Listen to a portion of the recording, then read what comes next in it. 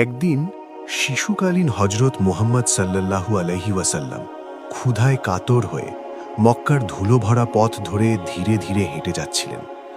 কিছুদূর সামনে ছিল নিষ্ঠুর আবু জাহেলের খেজুর বাগান। সেখানে আবু জাহেল এক ইহুদি লোককে সঙ্গে নিয়ে খেজুর সংগ্রহ করে বস্তায় ভরছিল। শিশুনবী তখন তীব্র ক্ষুধায় কষ্ট পাচ্ছিলেন।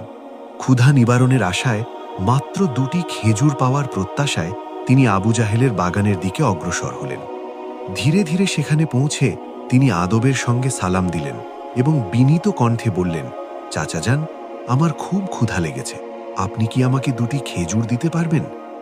একথা শুনে আবু জাহেল তাচ্ছিল্যের দৃষ্টিতে তাকিয়ে বলল, হে মুহাম্মদ, খেজুর দিতে পারি, তবে একটি শর্ত আছে। ওই যে লোকটি দাঁড়িয়ে আছে তার কাছে যে বস্তা রয়েছে সেটা তুমি মাথায় তুলে আমার বাড়িতে পৌঁছে দিলে তবেই খেজুর পাবে। শিশুনবী সঙ্গে সঙ্গে সেই ইহুদি লোকটির কাছে গেলেন। ইহুদি ব্যক্তি বিস্মিত হয়ে জিজ্ঞেস করল, হে বালক মুহাম্মদ, তুমি এখানে কেন এসেছ? শিশুনবী শান্তভাবে বললেন, আমি এই বস্তাটি মাথায় করে নিয়ে যাব। লোকটি অবাক হয়ে বলল, এত ছোট বয়সে তুমি কি পারবে? তিনি দৃঢ় কণ্ঠে বললেন, নিশ্চয়ই পারব। এরপর ধুলো মাখা দেহে শিশুনবী মাথায় ভারী বস্তা তুলে হাঁটতে লাগলেন। ছোট ছোট ক্লান্ত পা, অবসন্ন শরীর, কিন্তু মুখমণ্ডলে ছিল এক অপার্থিব প্রশান্তি। তার পেছনে চলছিল আবু জাহেল ও সেই ইহুদি ব্যক্তি। কিছুক্ষণ পর বস্তাটি আবু জাহেলের বাড়ির সামনে এনে রাখা হলো। ইহুদি লোকটি সেটি ঘরের এক কোণে রেখে দিল। তখন শিশুনবী বিনয়ের সঙ্গে বললেন, চাচা যান, এবার কি আমাকে খেজুর দেবেন? আবু জাহেল কৃপণভাবে মাত্র একটি খেজুর দিল। শিশুনবী আবার অনুনয় করে বললেন, চাচা যান, আর একটি খেজুর দেবেন না? এই নির্দোষ আবদারেই যেন আবু জাহেলের ক্রোধ বিস্ফোরিত হল। সে রাগে অন্ধ হয়ে শিশুনবীর গালে সজোরে থাপ্পড় মারল। মুহূর্তেই যেন সূর্য নিভে গেল, আকাশ শোকাহত হল, বাতাস থেমে গেল, পাহাড় পর্বতও যেন কেঁদে উঠল। এমন নিষ্ঠুরতা দেখেও আবু জাহেল হাসতে হাসতে ঘরে ঢুকে পড়ল। ঠিক তখনই ঘটল এক বিস্ময়কর ঘটনা। খেজুর ভর্তি বস্তার মুখ খুলতেই সে হতভম্ব হয়ে গেল। বস্তার ভেতরের সব খেজুর পাথরে পরিণত হয়েছে। এই অলৌকিক দৃশ্য দেখে ইহুদি লোকটি বিস্ময়ে স্তব্ধ হয়ে দাঁড়িয়ে রইল। ঘটনাটি জানাতে সে দ্রুত তাদের নেতার কাছে ছুটে গেল।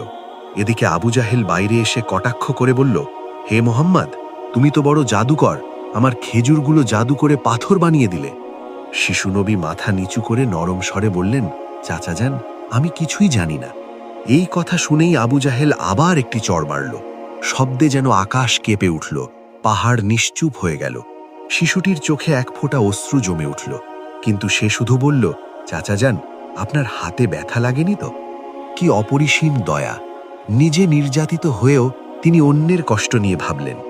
এরপর শিশুনবী সেই ব্যথা ও অপমান বুকে নিয়ে ঘরে ফিরলেন না। নীরবে চলে গেলেন পাহাড়ের ধারে, একা দাঁড়িয়ে রইলেন। গাছপালা, পাহাড় যেন আফসোস করে বলতে লাগল, যার জন্যে আসমান জমিন সৃষ্টি, সেই মহান নবী আজ ক্ষুধার্ত ও লাঞ্ছিত। তবু পাষণ্ড আবু জাহেলের হৃদয় কাঁপল না, তার চোখে এক ফোঁটাও অনুতাপ এল না। এদিকে ইহুদি ব্যক্তি তাদের নেতার কাছে গিয়ে বলল, আজ এমন ঘটনা দেখেছি যা কল্পনাকেও হার মানায়। আবদুল্লার পুত্র মোহাম্মদের এমন শক্তি আছে যা কারো নেই। তাকে আঘাত করতেই খেজুর পাথর হয়ে যায়। এটা কি জাদু না অলৌকিক কিছু? নেতা বলল, আমরাও শুনেছি আমাদের ধর্মগ্রন্থে শেষ নবীর কথা আছে, নাম মোহাম্মদ। যদি এই শিশুই সে হয় তবে তাকে পৃথিবী থেকে সরিয়ে দিতে হবে। গিয়ে ধর্মগুরুকে জানাও। পুনরায় ইহুদি লোকটি আবু জাহেলের বাড়ির দিকে রওনা হল। পথে খেজুর বাগানে গিয়ে দেখে সব খেজুর গাছের ফল পাথরে রূপান্তরিত। সে হতভম্ব হয়ে দ্রুত বাড়িতে গিয়ে বলল, আপনার বাগানের সব খেজুর পাথর হয়ে গেছে। ক্ষতি থেকে বাঁচার একমাত্র উপায় হল শিশু মোহাম্মদের কাছে ক্ষমা চাওয়া। কিন্তু আবু জাহেল ক্ষমা প্রার্থনার মানুষ ছিল না। তার হৃদয় ছিল পাথরের মতো কঠিন, আর বুদ্ধি ছিল কুটিলতায় ভরা। সে চালাকি করে বলল, ঠিক আছে, চলো আমরা মোহাম্মদের বাড়িতে গিয়ে দেখি। এই কথা বলে সে ও সেই ইহুদি লোকটি শিশু মোহাম্মদ সাল্লাল্লাহু আলাইহি ওয়াসাল্লামের বাড়ির দিকে রওনা হল। তখন শিশুনবী থাকতেন তার চাচা আবু তালেবের আশ্রয়ে। সে সময় আবু তালেব ঘরেই ছিলেন। কিছুক্ষণ পর আবু জাহেল এসে কটাক্ষ করে বলল, হে আবু তালেব, তোমার ভাতিজা কোথা থেকে এমন জাদু শিখেছে? সে তো ভয়ঙ্কর জাদুকর, আমার খেজুরগুলো সব পাথর বানিয়ে দিয়েছে। সে এখন কোথায় তুমি কি জানো? নাকি কোনো পাহাড়ে গিয়ে বাঘ ভাল্লুকের শিকার হয়েছে? এই নিষ্ঠুর কথা শোনা মাত্রই আবু তালেব আর এক মুহূর্ত দেরি করলেন না। তিনি সঙ্গে সঙ্গে শিশুনবীকে খুঁজতে বেরিয়ে পড়লেন। এদিকে শিশুনবী হযরত মুহাম্মদ সাল্লাল্লাহু আলাইহি ওয়াসাল্লাম পাহাড়ের ধারে বসে অশ্রু ঝরাচ্ছিলেন। কাঁদতে কাঁদতে বলছিলেন, আজ যদি আমার মা বাবা বেঁচে থাকতেন তবে কেউ আমার সঙ্গে এমন ব্যবহার করতে পারত না। আজ আমি খুব একা। তার কান্না দেখে বন জঙ্গলের পশু পাখিরাও সেখানে জড়ো হতে লাগল। বাঘ, ভাল্লুক, হরিণ সবাই যেন ব্যথিত হয়ে বলছিল, ইয়া রাসূলুল্লাহ, এই আঘাত যেন আমাদের গায়ে লেগেছে।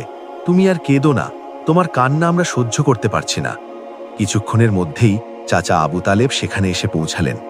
এই দৃশ্য দেখে তিনি বাকরুদ্ধ হয়ে গেলেন, কিছু বলতে পারলেন না। তারপর শিশুনবীকে বুকে টেনে নিয়ে সান্ত্বনা দিয়ে বললেন, আমি আছি তোমার পাশে। আমি জীবিত থাকতে কেউ তোমাকে আঘাত করতে পারবে না। এরপর শিশুনবীকে নিয়ে বাড়িতে ফিরে এলেন। সেই রাতেই আবু তালেব আবু জাহেলের বাড়িতে গিয়ে দৃঢ় কণ্ঠে বললেন, তুমি তাকে জাদুকর বলছো, অথচ সে তো কিছুই চায়নি। সে তোমার খেজুর নেয়নি, তোমার বিরুদ্ধে একটি কথাও বলেনি। এই শিশুর চোখ থেকে যে অশ্রু ঝরেছে, একদিন তা পাহাড়ও গলিয়ে দেবে। এই কথা বলে তিনি সেখান থেকে চলে এলেন। আবু জাহেল কোনো উত্তর দিতে পারল না, কারণ সে নিজের ভিতরেই এমন কিছু অনুভব করছিল যা স্বীকার করার সাহস তার ছিল না। মূলত সে ছিল মিথ্যাবাদী ও নির্দয় অত্যাচারী। সেই রাতে মক্কার আকাশে এক উজ্জ্বল আলোর ঝলক দেখা গেল। লোকেরা ভাবল বুঝি কোনো তারা পতিত হয়েছে। আসমান থেকে ফেরেশতারা একে একে অবতরণ করতে লাগল।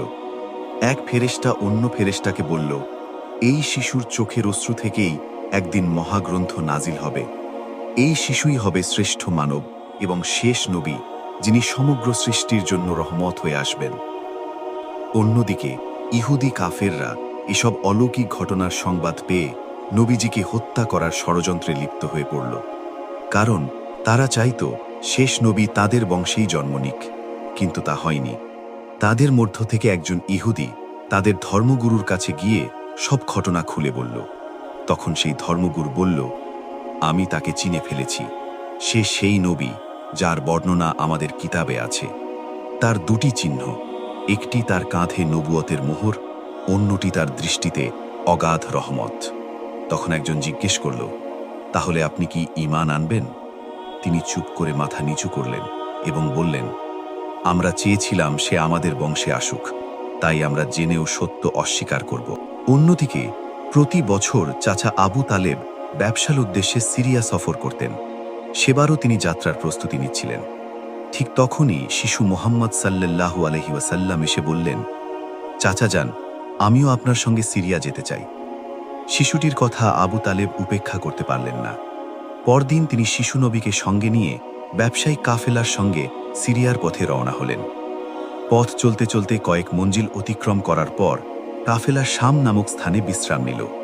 সেখান থেকে কিছু দূরে খ্রিস্টানদের একটি গির্জা ছিল। সেখানে একজন খ্রিস্টান ধর্মগুরু ছিলেন, যিনি সে সময়ের অন্যতম শ্রেষ্ঠ পণ্ডিত হিসেবে পরিচিত। কাফেলা আবার যাত্রা শুরু করলে সেই ধর্মগুরু লক্ষ্য করলেন, কাফেলার মধ্যে যে শিশুটি আছে তার মাথার ওপর একটি অখণ্ড মেঘ ছায়া দিয়ে চলেছে। এই দৃশ্য দেখে তিনি বিস্ময়ে অভিভূত হয়ে গেলেন। তিনি দ্রুত ধর্মগ্রন্থ অধ্যয়ন করে বুঝতে পারলেন, এই কাফেলার মধ্যেই আখেরি জামানার শেষ নবী রয়েছেন। তখন তিনি তৎক্ষণাৎ একজন লোককে পাঠিয়ে বললেন, তোমরা যাও, ওই কাফেলার সবাইকে এখানে ডেকে আনো, আমরা তাদের আপ্যায়ন করব। সেই লোকেরা কাফেলার কাছে গিয়ে বলল, হে প্রিয় ভাইয়েরা, আমাদের ধর্মগুরু আপনাদের সকলকে দাওয়াতে আমন্ত্রণ জানিয়েছেন। এই দাওয়াত আপনারা অবশ্যই কবুল করুন। এরপর কাফেলার সবাই সেই গির্জার ভেতরে প্রবেশ করল। খ্রিস্টান ধর্মগুরু সকলকে তৃপ্তি সহকারে খাবার পরিবেশন করলেন। সবাই পেট ভরে আহার করার পর কিছুক্ষণ নীরবতা চলল। তারপর ধর্মগুরু আবু তালেবের দিকে তাকিয়ে বললেন, হে কাফেলার নেতা, আমার ধারণা এই শিশুর পিতামাতা বেঁচে নেই। আবু তালেব উত্তর দিলেন, হ্যাঁ, আপনার ধারণা সঠিক, তারা ইন্তেকাল করেছেন, আর এখন আমি নিজেই তাকে লালন পালন করছি। তখন খ্রিস্টান ধর্মগুরু গভীর কণ্ঠে বললেন, হে কাফেলার সর্দার, মনে রাখবেন, আপনার এই ধাতিজাই আল্লাহর শেষ নবী হবেন। তার পিঠে নবুয়তের মোহর বিদ্যমান রয়েছে। তাকে সব সময় সতর্ক দৃষ্টিতে রাখবেন এবং কখনো একা ছেড়ে দেবেন না। কারণ ইহুদি ও নাসারারা যদি তাকে চিনে ফেলে, তবে তারা নিঃসন্দেহে তাকে হত্যা করার চেষ্টা করবে এতে কোনো সন্দেহ নেই। এই কথা শুনে আবু তালেব বিস্মিত হয়ে জিজ্ঞেস করলেন, আপনি এসব জানলেন কিভাবে? খ্রিস্টান ধর্মগুরু উত্তর দিলেন, আমি তাওরাত কিতাতে এই ঘটনার স্পষ্ট বর্ণনা পেয়েছি। এখন আপনি যান, আপনার ভাতিজাকে আমার কাছে নিয়ে আসুন। এই কথা বলে আবু তালেব শিশু নবীকে ডেকে আনার জন্য বেরিয়ে গেলেন। এরই মধ্যে খ্রিস্টান ধর্মগুরু দেখতে পেলেন আরও একটি কাফেলা যাত্রা শুরু করছে। তিনি দ্রুত তাদের কাছে গিয়ে জিজ্ঞেস করলেন, তোমরা কারা এবং কোথায় যাচ্ছ? তারা বলল, আমরা রোম দেশের সৈন্য, আমাদের বাদশাহ আমাদের পাঠিয়েছেন। শুনেছি দুনিয়ায় শেষ নবীর আবির্ভাব হয়েছে, আমরা বহুদিন ধরে তাকে খুঁজছি, পেলে তাকে হত্যা করা হবে। আপনি কি তার কোনো সন্ধান দিতে পারবেন? এই কথা শুনে খ্রিস্টান ধর্মগুরু বললেন, তোমরা বৃথাই চেষ্টা করছ। আল্লাহ তাআলা যদি সত্যিই তার শেষ নবীকে পাঠিয়ে থাকেন, তবে তিনিই নিজ হাতে তাকে রক্ষা করবেন। এমন কোনো শক্তি নেই যে তাকে হত্যা করতে পারবে। তাই তোমরা ফিরে যাও। তার কথা শুনে সেই সৈন্যরা রোমের দিকে ফিরে গেল। এভাবেই সেই দিনটি অতিবাহিত হয়ে গেল। রাতের বেলা খ্রিস্টান ধর্মগুরু আবু তালেবকে গির্জায় ডেকে নিয়ে বললেন, হে কাফেলার সর্দার, দেখলে তো আমার কথাই সত্য হল। ইহুদি ও নাসারারা আখেরি নবীর প্রতি প্রবল শত্রুতা পোষণ করে। তারা যদি সুযোগ পায় তবে তাকে হত্যা করতেও দ্বিধা করবে না। তাই ভাতিজাকে নিয়ে বিদেশ সফরে যাওয়া নিরাপদ হবে না, তোমাদের ফিরে যাওয়াই উত্তম।